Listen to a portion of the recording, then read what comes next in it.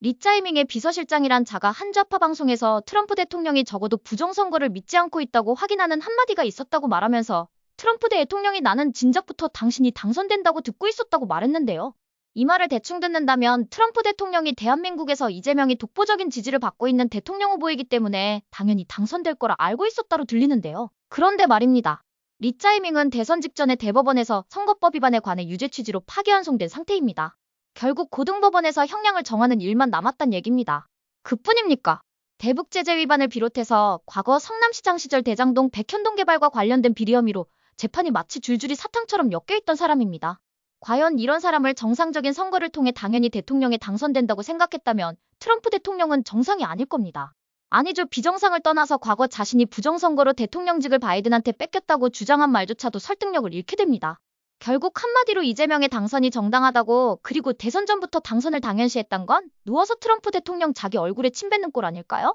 트럼프 대통령은 죽을 자리에 놓인 위기를 기회로 바꿔 미국을 다시 위대하게 만들고 있는 미국 국민의 영웅입니다. 자꾸 우리나라를 비롯해 미국 좌파 방송들이 트럼프 대통령을 폄훼하고 있는데요. 거기다 더 기가 막힌 건 보수 명찰단 유튜버들이 트럼프 대통령이 이재명 약점 잡아 대한민국 삥 뜯는 식의 표현을 하는데 머지않아 자신들이 얼마나 어리석었는지 깨닫게 될 겁니다. 제가 누누이 말하지만 트럼프 대통령은 애초부터 중국 공산당의 부정선거 카르텔 하수인인 리짜이밍과 어떤 거래도 하지 않으려고 황당하게 1,000원짜리 껌을 100만 원에 사라 하는 겁니다. 그러니 외환 보유 규모가 4천억 달러인 대한민국한테 에너지 구입 비용을 포함해서 6천억 달러를 투자하라는 거 아닙니까? 이게 정상적인 거래라면 이건 대한민국을, 일본을 제끼고 유럽연합 전체와 같은 사이즈로 본다는 얘기입니다. 황당하지 않나요? 아무리 동네 쓰레기 같은 양아치도 주머니에 털어서 1,000원 있는 콧질찔이한테 당장 10,000원 달라고 윽박 지르진 않을 겁니다.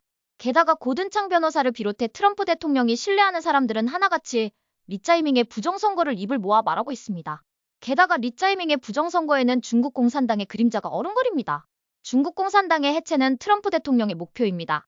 다른 걸 다 제껴두더라도 방금 제가 말했던 걸 동의하신다면 과연 트럼프 대통령이 이재명을 그리 높게 평가할 거라 생각하시나요?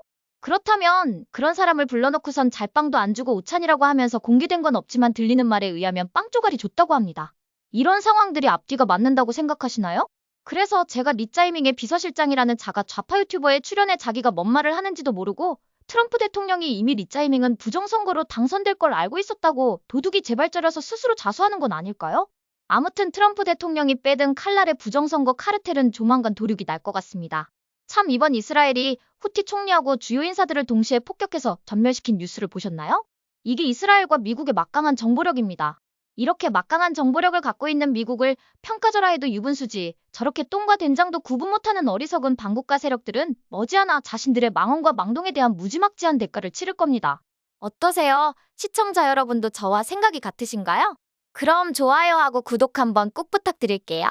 시청해주셔서 고맙습니다. 전 리포터 헬이었습니다.